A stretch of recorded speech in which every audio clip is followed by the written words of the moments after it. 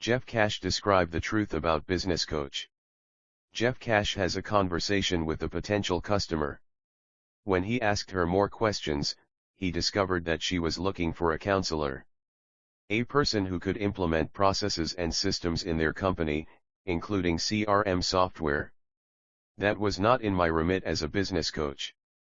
There are other core elements of coaching that he focuses on, but those are the basics. After a short break, Geoff Cash was able to withdraw from it and arrive at the truth. Coaching includes the results we want to achieve for our clients. Before he came to the answer, let me anticipate my basic conviction about business coaching, namely that we are not business coaches, but business person coaches.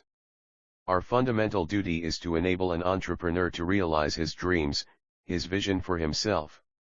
As sports coach, we work with the business spirit, the business part. Myth 1, business coaching is expensive and only wealthy people can afford their own business coach. Reality, the true business coach is not a business coach at all. When we talk to potential business coaching clients, we focus on the value of business coaching for their own growth and the development of their business, as well as personal goals. Myth 2, business coaching is nothing more than a thinly disguised method of telling people what to do. Reality, effective business coaching focuses on the results of applying different approaches to find a solution for the coach, regardless of what he says to himself. Myth 3, my coach tells me what to do. Reality, coaches say nothing to their clients. Rather, the role of the coach is to inform the person he works with on the basis of his own experience.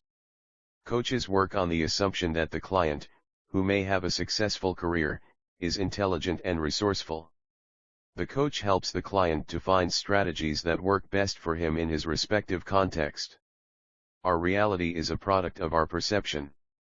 Your success is limited to what you think is possible. A coach shows what is possible. Coaches will show you how to look at everything from the perspective not only of your views but also of others. Your trainer can help you to skip this gap. He has been a coach and consultant for 25 years, and I've seen it all. He knows what works, and what doesn't. And he has actually seen it firsthand. Geoff Cash also knows that he has made mistakes. When he was first attracted to coaching, counseling, and teaching other people, it showed me that he didn't know much and that he had to learn to be the teacher wanted to be. Through trials and many errors, my profession has taught me humility, reflection, and patience with myself. It has made me a better person, a better father, a better friend, and a better coach. Before we start to deal with the concept of business coaches, there are some common misunderstandings that should be clarified. The truth is that coaching is intended for people who perform below average or who have difficulty starting their professional careers. Sometimes it is not easy to get the advice you need. If you have worked with someone or experienced a similar situation, you may want a teacher to help you, but in many cases, your manager will take on that role. Entrepreneurs at all levels can benefit from a business coach. A life coach helps someone to become clear about their life goals and to work to achieve them. A business coach helps entrepreneurs to expand their business. A health coach works with people seeking help with nutrition and fitness.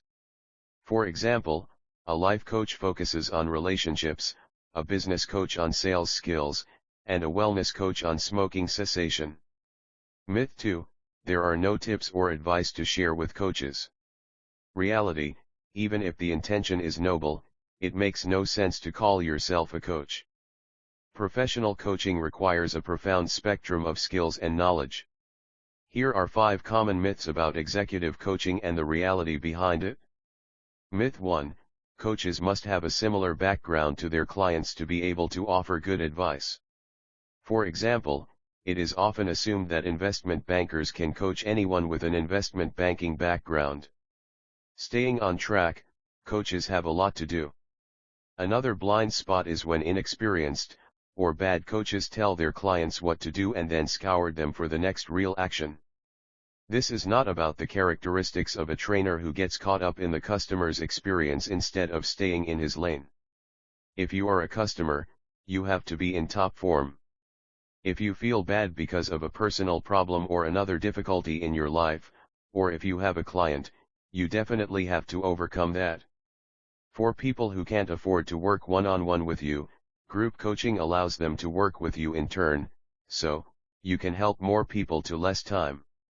You will feel good if you help people in the area you are coaching. Create a marketing plan, find out who your best customers are, where to find them, and develop a marketing strategy to lure them into your business. For example, if you are a career coach, you could develop a LinkedIn profile. If you are also a personal trainer, you might want to make a video on YouTube giving fitness tips or teaching certain exercises. One of my clients told me last week that when she hired one of these millionaire coaches, she told her to put more pictures of herself in first grade on her website and have professional photo shoots done every trip to get people to be like her. She told me about the lure of his lifestyle photos and promised to teach him how to do the same for his clients. There's a lot of great business helps, but there's also a lot of garbage. I want to grow, but I feel like I'm always going to struggle. My inner critic has a lot to say, and he will no doubt tell me that I am not a successful coach. But I know I'm a human being like everyone else. A few steps forward, and in some cases, I work on the same topics as her.